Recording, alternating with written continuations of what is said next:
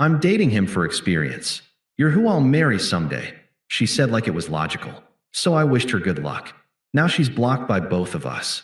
Hey viewers, before we move on to the video, please make sure to subscribe to the channel and hit the like button if you want to see more stories like this. Thanks. I used to love the way Qley's mind worked. It was like a complex, beautiful machine, all spinning gears and clever connections. For 3 years, I felt like the luckiest man alive to be allowed inside its inner workings. We had a plan: build our careers, save for a house, get a dog, then maybe, in a few years, kids. It was a good plan, a solid one. I was all in. I remember one night, just a month ago, we were making pasta from scratch in our apartment. Flour was on her nose, and I wiped it off with my thumb. She laughed, that unself-conscious, full-belly laugh that made my chest ache with how much I loved her. We were talking about where we'd go for our next vacation. She wanted Greece. I wanted Japan. We decided we'd do both over the years. We had all the time in the world. That was the memory I clung to when things started to feel off. It was the phone, first. It became a third person in our relationship, buzzing with a frequency it never had before. She'd angle the screen away from me, a subtle tilt I probably wouldn't have noticed if I weren't so attuned to her. She started going to late yoga sessions twice a week, coming home with a serene smile that didn't quite reach her eyes. I trusted her implicitly. It was Qley. My Qley. The crack in that foundation appeared on a Tuesday, in the form of a crumpled receipt I pulled from the pocket of her jeans before doing laundry. The Gilded Elm, a restaurant so expensive and romantic I'd been saving for 3 months to take her there for our anniversary. The date on the receipt was from last Friday, the night she'd told me she was working late to help a colleague with a project. A cold knot tightened in my stomach. I'm not a jealous guy. I believe in communication. So that evening, after we'd eaten a quiet dinner, I placed the receipt on the coffee table between us. Hey, I found this in your pocket. The Gilded Elm? I thought we were saving that for our anniversary. She didn't even flinch. She just glanced at it, then back at the TV, as if I'd shown her a coupon for laundry detergent. Oh, yeah, I went last week. For a work thing? I prompted, my voice even, though my heart was starting to hammer against my ribs. No, she said, finally muting the television and turning to face me. Her expression was unnervingly calm. That was with Mark. Mark, the name felt foreign and acidic on my tongue. From your yoga class? I didn't know you two were friends. A small, almost pitying smile touched her lips. We've been seeing each other for a few weeks now. It's been really enlightening. The room seemed to tilt. The air grew thick, hard to breathe. Seeing each other? I heard the dumbfounded shock in my own voice. Qley, what are you talking about? We're together. You and me. Exactly, she said, as if I'd finally grasped a simple concept. And we will be together. Forever, I think. But Alex, be realistic. She leaned forward, her eyes earnest, as if she were explaining a difficult math problem to a slow child. You're the one. You're stable. You're kind. You're husband material. You're my future. But I'm 26. I have needs you can't fulfill right now. I need experience. I need to know what else is out there before I settle down for good. Mark is exciting, unpredictable, a little dangerous. He's what I need right now. I stared at her, my mind scrambling to process the sheer, audacious cruelty of it, packaged as logical life planning. My love, my commitment, our shared future. It was all being neatly filed away under long-term asset. I was being benched so she could play a few more exhibition games. She must have mistaken my stunned silence for comprehension, because her smile widened, becoming almost triumphant. She delivered the line that would sever my reality from hers, spoken with the serene confidence of a philosopher stating an irrefutable truth. I'm dating him for the experience. You're who I'll marry someday. She spread her hands, as if the elegance of it was self-evident. It just makes sense. The gears of her mind, once so beautiful to me, had just ground my heart to dust. For a long moment, there was only the sound of the blood roaring in my ears. I looked at the woman I had loved, the woman I had envisioned growing old with, and I saw a stranger. A cold, calculating strategist who saw people as resources to be managed. The love I felt didn't shatter. It evaporated, leaving behind a vacuum of absolute, crystalline clarity. The confusion, the pain, the betrayal. They were all there, swirling beneath the surface. But something stronger rose to the top, a profound, unshakable sense of self-respect. I would not be a placeholder. I would not be a part of this plan. I stood up. The movement was calm, deliberate. I didn't knock over the coffee table. I didn't raise my voice. I looked down at her, my face a mask of neutral detachment. I saw a flicker of uncertainty in her eyes for the first time. She'd expected an argument, begging, maybe even a fight. She was prepared for a dramatic scene she could logic her way through. She was not prepared for this. "No, it doesn't," I said, my voice quiet but firm, cutting through the thick silence. "Good luck with your experience." I turned and walked to our bedroom. Her bedroom. I opened the closet and took out my gym duffel bag. I didn't pack sentimentally. I didn't look at the photo of us on the dresser. I packed like a surgeon operating on his own life, with precision and a complete detachment from the pain. Jeans, t-shirts, socks, underwear, my passport, my laptop and charger, the important documents from the fireproof box. I left the sweater she'd bought me for Christmas. I left the books we'd read together. I left the future we'd built in that room. When I walked back through the living room, bag in hand, she was still on the couch, staring at me, her mouth slightly agape. The logic had failed. The plan had a variable she hadn't accounted for: my free will. I placed my key to the apartment on the counter next to the receipt from the Gilded Elm. "Alex," she started, her voice losing its confident edge. I didn't look back. I opened the front door and walked out, closing it with a soft, final click. The sound was deafening in its lack of drama. In the elevator, I took out my phone. My hands were steady. I went to her contact, a picture of her smiling face that now seemed like a mockery. I tapped block this caller. Then I did the same for her number on my messaging app. I didn't delete the photos. I didn't unfriend her on social media. I just severed the lines of communication. It was the most peaceful, decisive thing I had ever done. I got into my car and drove to a hotel I'd booked on the way down in the elevator. I didn't cry. I didn't scream. I just felt the profound, empty silence of a future that had just been abruptly canceled. And in that silence, I knew one thing for certain. I was never, ever going to be anyone someday ever again. The first week in the new apartment was defined by silence. It wasn't the peaceful kind, not at first. It was a heavy, ringing absence that amplified every thought in my head. I'd wake up and for a single, merciful second, forget. Then it would crash over me again. The receipt, the calm explanation, the words someday. The pain was a physical thing, a cold stone lodged in my gut. I let myself feel it. I didn't fight the waves of anger, the pangs of humiliation. But I made a rule. I would not break. I would not unblock her number. I would not drive past our old apartment. I would not cyberstalk Mark. I would treat the whole situation like a toxic spill, contained and left to dissipate. So I moved.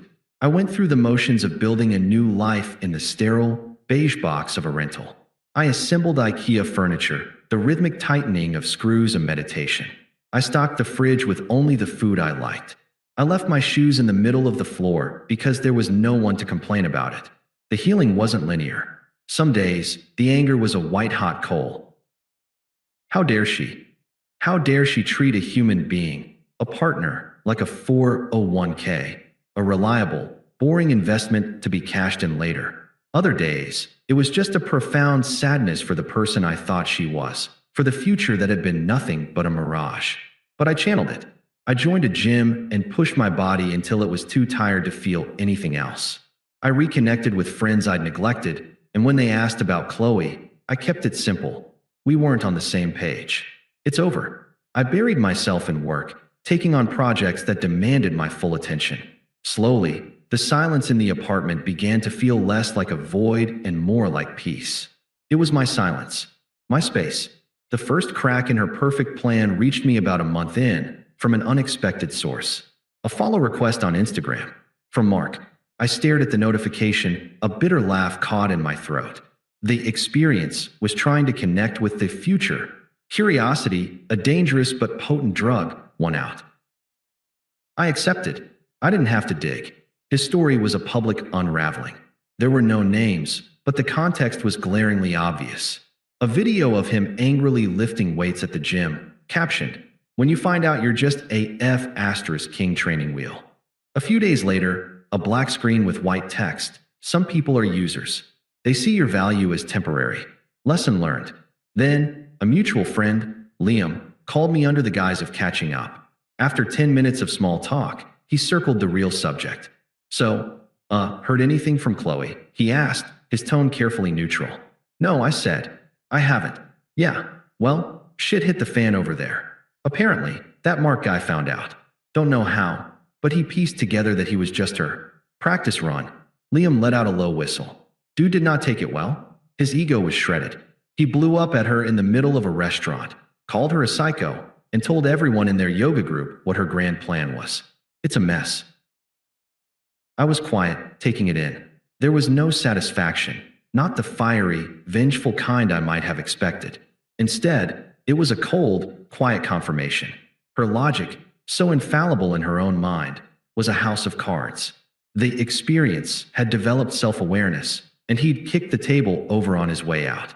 The first attempt came a week later. A voicemail, left on my phone because her number was still blocked.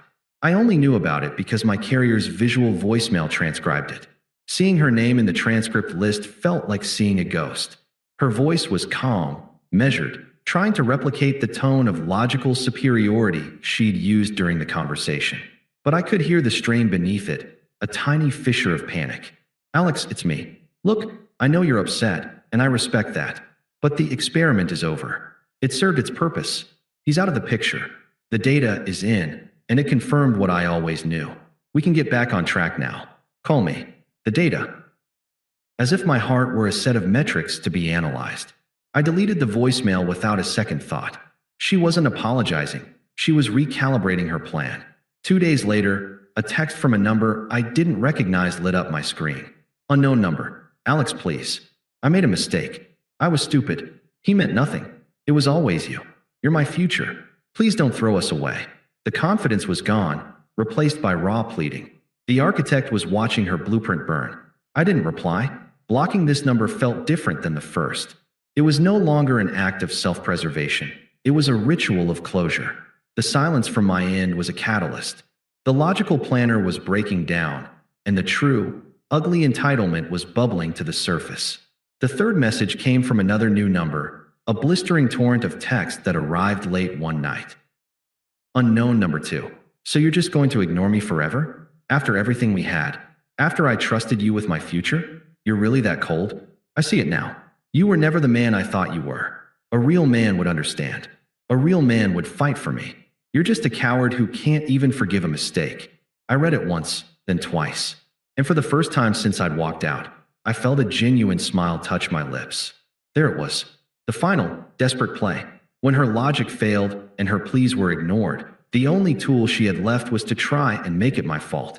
I was cold. I was a coward. Because I refused to play my assigned role in her drama. This wasn't pain anymore. It was liberation. Her words had no power over me because they were not about me. They were about her plan failing. I was no longer the stable backup. I was the variable that had deleted the entire program. I blocked the second number, my movements slow and deliberate. The chessboard was clear. She had no more moves to make. 3 months to the day after I'd walked out, I was at the Rusty Anchor, a pub I'd come to love for its unpretentious atmosphere and its complete lack of history with Qley. I was with Liam and a couple of other friends, celebrating a project launch. I was laughing, genuinely, at a stupid story one of them was telling. The weight was gone. The silence in my apartment was now a comfort, and my life was my own. Then I saw her. She stood at the entrance, her eyes scanning the dimly lit room. She looked thinner, her shoulders hunched against a chill only she could feel. When her gaze landed on me, it was like a magnet snapping into place. She weaved through the tables, ignoring my friends, her eyes fixed on mine with a desperate intensity. Alex, she said, her voice a strained whisper. We need to talk. Please. The table went quiet. My friends looked from me to her, awkwardly. I took a slow sip of my beer, placing the bottle back on the coaster with a quiet, deliberate click. There's nothing to talk about, Qley, I said. My voice was even, devoid of the anger or pain she might have been hoping to provoke. It was the tone you'd use with a persistent telemarketer. There is. You don't understand. She pleaded, her words tumbling out in a rushed, frantic heap. I lost everything. My friends think I'm a user. Mark hates me, he told everyone. I have nothing without you. You were right. The plan was stupid. You are what I want. I looked at her, truly looked at her. The master planner was gone. In her place was a desperate woman trying to salvage the wreckage of a scheme that had blown up in her face. I felt a flicker of something, not pity, but a distant, academic recognition of a lesson learned too late. It wasn't a plan, Qley, I said, my words measured and clear. It was my life. And you don't get to schedule when you're in it and when you're not. Her face crumpled. So that's it. You're just done. It was then that movement from the bar caught my eye. Mark. He was standing up from a stool, having clearly witnessed the entire exchange. He didn't look triumphant or smug. He looked tired and maybe a little disgusted. He met my gaze across the room. There was no camaraderie, no brotherhood, but there was a shared, understanding nod. Two men who had been cast in roles in a play they never auditioned for, both now stepping off the stage for good. He gave Qley one last, contemptuous glance, then turned and walked out of the pub without a backward glance. Qley saw it. She saw the silent communication, the unified rejection from both the experience and the future. The color drained from her face. The two pillars of her grand design had crumbled to dust in front of her, and they had done it together. I stood up, pulling some cash from my wallet and tossing it on the table for my drink. I looked at my friends. I'll catch you guys later. Then I turned to Qley. She was shattered, a ghost of the confident logician from 3 months ago. My final words weren't delivered with venom or triumph. They were a simple, factual statement of my reality. I'm not done. I was done months ago, I said, my voice calm and definitive. Don't contact me again. I walked past her, out of the pub, and into the cool night air. I didn't look back. I didn't need to. The chapter was closed, the lesson learned, and my peace was intact. The fallout was swift and absolute.